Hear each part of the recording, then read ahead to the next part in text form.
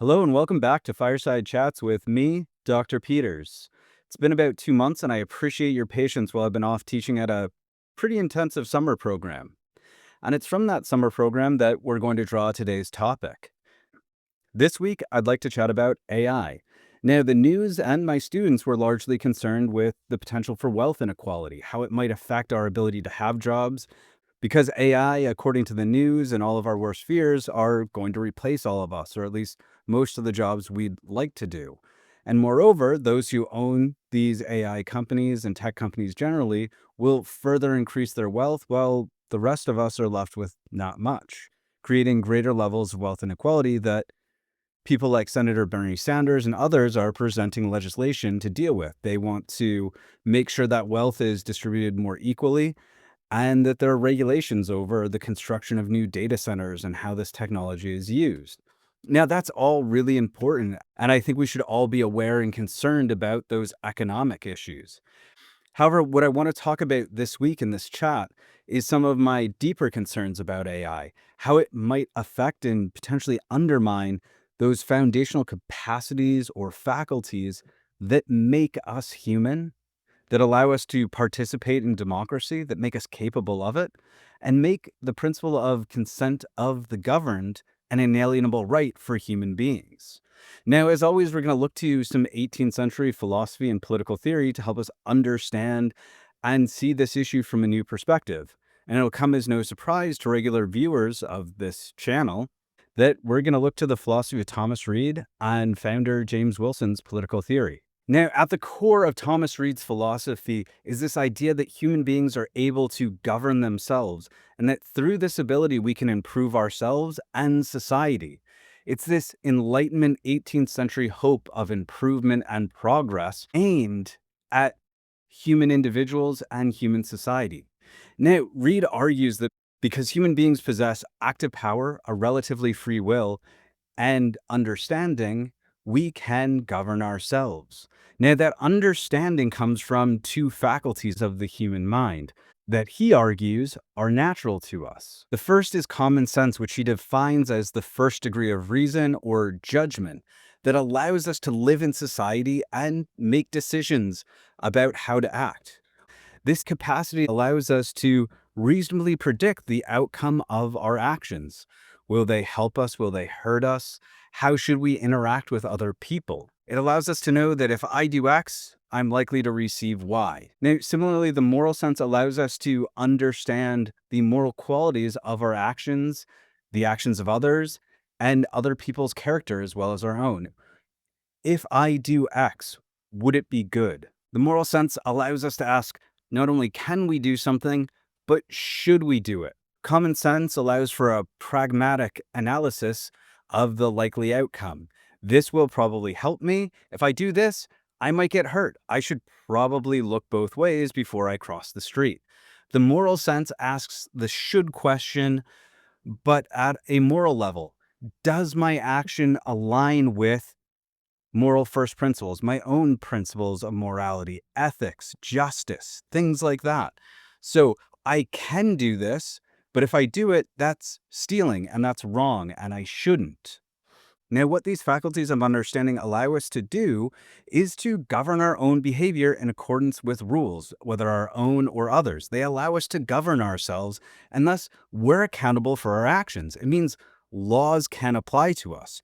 For Reid, this is what makes us political animals, to use Aristotle's terminology. This allows us to be governed by laws. We are appropriate subjects of the law, as Wilson would put it in his own work. Now, Wilson takes this capacity to govern ourselves to another level. He argues that this capacity identifies human beings as sovereign. He does this by taking the definition of sovereignty that was at that time applied to nation states or countries that were becoming nation states as the ability to govern oneself by one's own authority. Now, Wilson argues that because we're all born free and equal, and we have the ability to govern ourselves by our own authority, our own will, we are inherently sovereign, and that sovereignty cannot be alienated from us. Thus, the only kind of government that's appropriate for human beings is consensual government, democracy. This is why, for Wilson, the consent of the governed democracy is an inalienable right and the only legitimate form of government, according to Wilson. Now, these capacities that make us able to govern ourselves, subjects, as well as authors of the law through democratic means, could be summarized as critical thinking skills, that ability to critically evaluate the likely outcomes of our behavior and the actions we can take.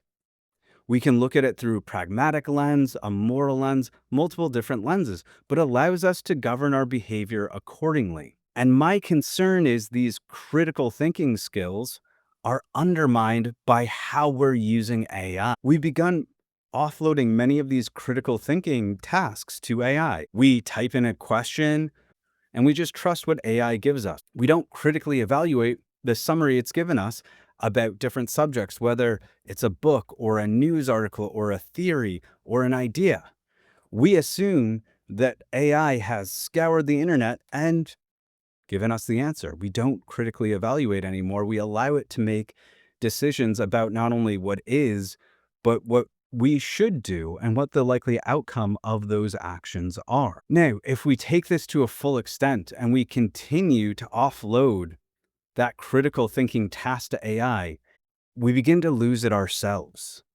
These faculties are like muscles that atrophy without use. And moreover, if we're not using it to make that decision, if we're not governing ourselves, we're leaving it up to AI to make those decisions for us, we begin to run into the question whether or not human beings are really sovereign or not, and whether we're undermining our own capacity to participate in democracy, to uphold that duty and responsibility of advanced citizenship. Now, on a deep theoretical, philosophical, moral level, that concerns me that we're undermining the very capacities that make us human, and with it, democracy, our capacity for it, and whether or not it's a legitimate form of governance for us anymore. Now, we're nowhere near that point yet. But my students all recognized that they felt like their critical thinking skills weren't developing as quickly or as well as they should be because they were using AI. They found it difficult to have an opinion about things. They would rather type it into ChatGPT or Claude to give them what their opinion should be. And in this sense, AI breeds conformity and makes us easy to manipulate. Whoever controls AI and the algorithms where it's looking for information and evidence has a huge amount of control over guiding what our collective behavior will be, how we decide moving forward. And it breeds this conformity that we all will agree with and believe the same thing. We'll all be coming from the same perspective. And we're already beginning to see some of this conformity with how HR departments are using AI to filter through CVs and resumes. Now, to write a good CV or resume, you're not writing for an individual person that you want to impress. You want to write it in such a way as that it ticks the boxes for AI, because you know you have to make it past AI to get to an actual human being and to get a job. In essence, what we're conforming to is AI's understanding of what we should look like to fulfill a certain position as defined by somebody who has money and power. We are being asked to conform. Now, this is to get a job, but we can start to see the potential for this reaching ever greater portions of our lived experience and very easily our politics. Will we start using AI to decide who should be a candidate and who shouldn't be? I wouldn't be surprised if some political campaigns are already doing that. And so then our politicians, our representatives, begin to conform to what AI tells us they should be. Now we can see how this conformity makes us far easier to manipulate into certain decision-making patterns, especially when we've already eroded those critical thinking skills that would be necessary to see through that manipulation.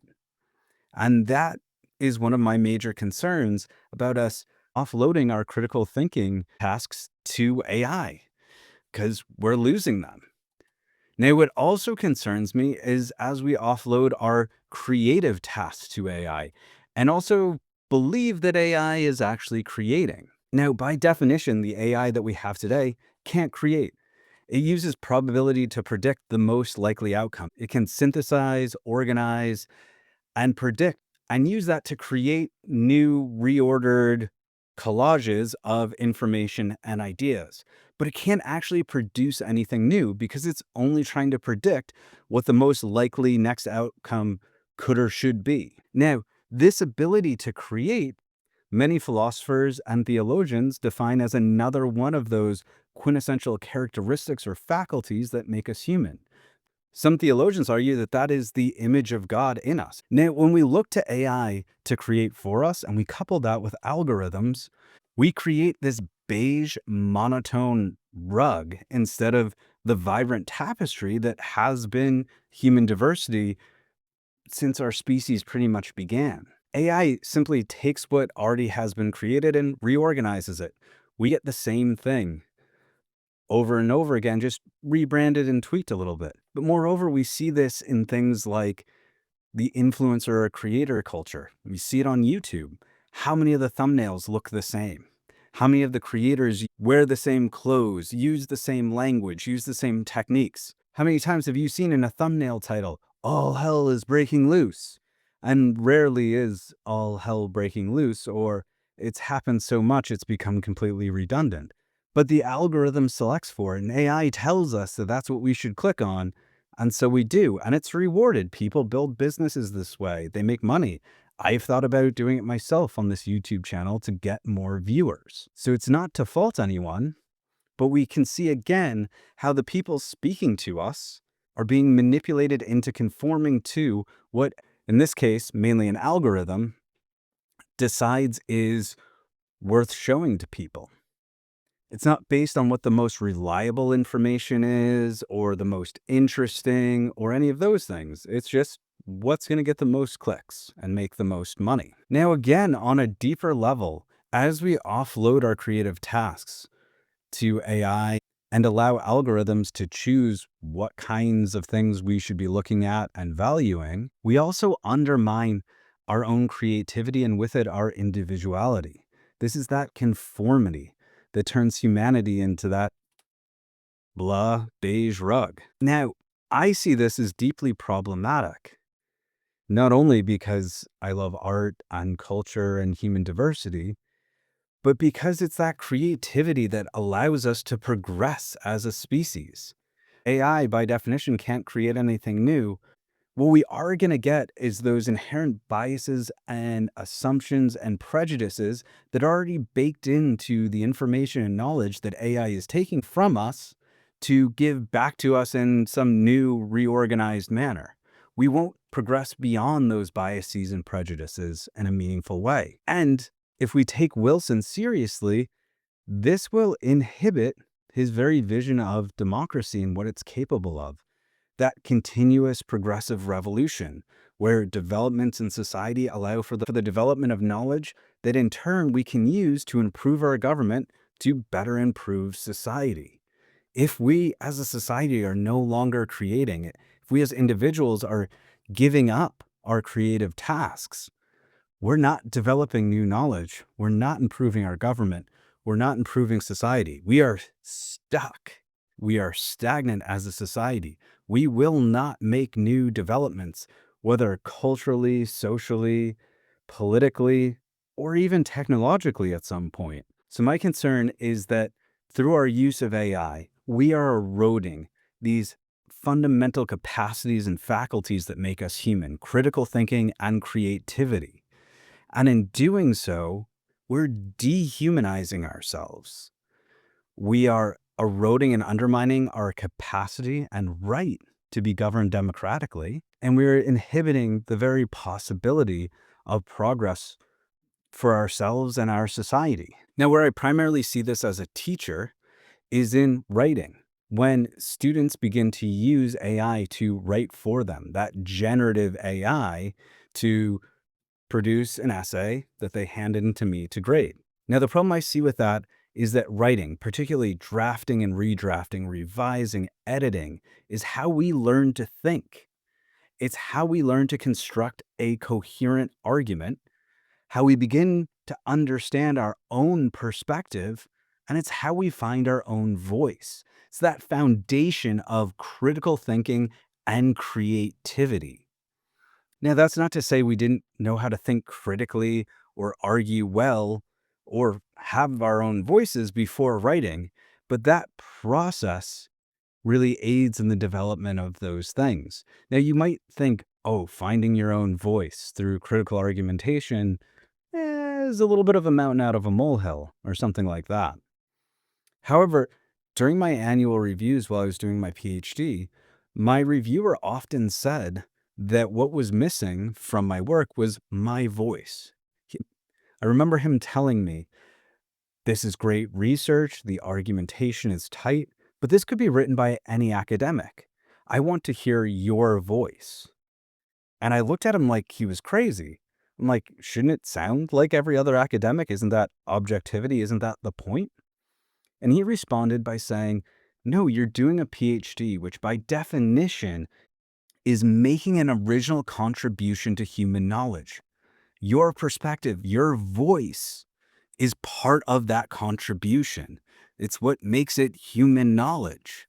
It's what makes it a PhD. And that's what I'm afraid we're losing. Not necessarily doctoral level work, but we should all be making those original contributions to our communities, to our societies, to our governments through our voice and through our perspective that's based in our critical thinking skills. And when we give those up, particularly in terms of writing essays for students or even writing emails as adults, it concerns me that we're dramatically undermining that ability, that capacity, and with it, our humanity. Now, I think that points us in the direction of how we can begin to respond to AI. Now, if you agree with my concern about using AI irresponsibly, undermining our faculties, capacities, and humanity, then we can respond by using it responsibly and appropriately. Now, I have nothing against somebody using AI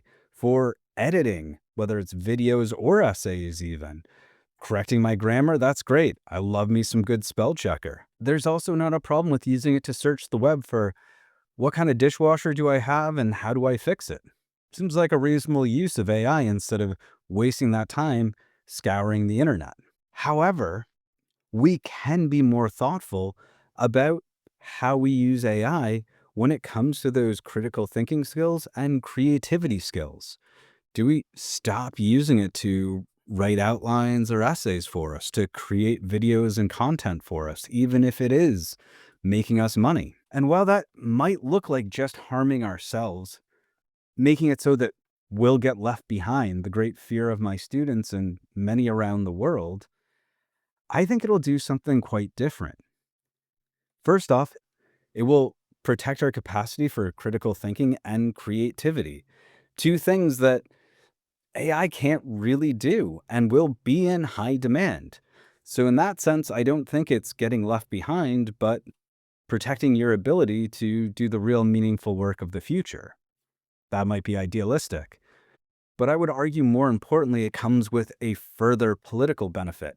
If we're all deciding to use AI responsibly, it creates the political will and knowledge to begin to actually use government to regulate AI, to support bills like Bernie Sanders has put forward or the EU has recently passed. Because if we're all already participating in that regulation in our personal lives, all of a sudden, we're more than happy to support candidates and policies that are going to regulate it through law, through our tool, the government, that we're meant to use to protect and improve our society. And that kind of regulation is possible. As I just mentioned, the EU has passed a law that creates transparency and oversight in how HR companies use AI to review resumes and CVs to make sure they're not just replicating and applying those biases that have been present throughout human existence, and particularly the past few centuries with racism and bigotry and sexism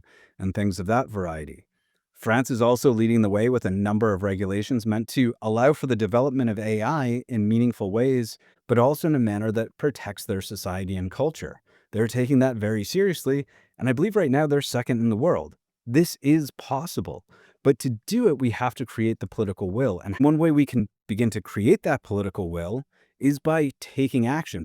If we are all already thinking critically about how we used I think Bernie Sanders' bill about dealing with the economic issues would be a foregone conclusion. It would have radical levels of support already. And I think that's both hopeful and terrifying because the future depends on us, depends on our agency, our actions. Will we do this? Will we take those necessary steps to defend our society, our very humanity? Not in some grand war, but in how we decide to engage with this new technology. And while that agency can be scary, I think it's important to remember because often AI is put forward with what's called the inevitability trope. This new technology will inevitably come to dominance and change the face of the world. And if you don't get on board now, you're going to get left behind. We should no longer ask, should we do this? It's happening because we can do it. That's not how history has worked or humanity has worked over the years. We are agents. We can choose and we can choose to do otherwise. Historians are well aware of this because we recognize and deal with the contingency of history every day. If somebody decided to do otherwise, the world would look radically different. Now, we often focus on individual leaders, but it also depends on how communities and societies decide to move forward, decide what to believe.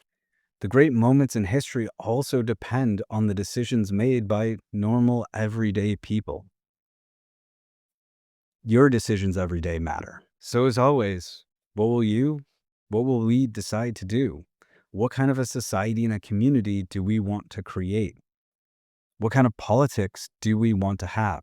What do we want America and Americanness to stand for?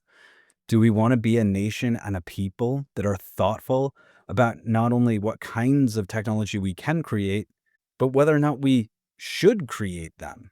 And moreover, how we should or should not use those technologies.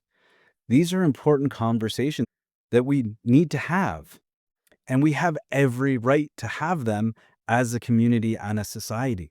We regulate all kinds of technologies that we have. How fast you can drive your car. What are the rules of the road? We can regulate algorithms. Some countries have already begun to do that. We can regulate AI and AI companies. Other countries have already begun to do that. The question is, do we want to and will we? Do we have the political will to make that a reality? And that's the question that's up to you, up to me, up to us. So what will you decide? And for now, I'll leave you to ponder that. As always, I hope you found this interesting, educational, and hopefully a little hopeful. As always, I really appreciate the likes, comments, all of you who subscribe to the Substack and YouTube channel. It helps get this message out to more people by engaging with the algorithm. And the more of you that like and follow this and help it to spread organically, the less dependent I am on those algorithms and AI to make all of this work. If you're interested in more content like this, there are plenty of other videos on the Substack and YouTube channels. So feel free to have a watch. And again, like, subscribe, follow for more content that comes out every Friday. And for now, I hope you have a great rest of your day.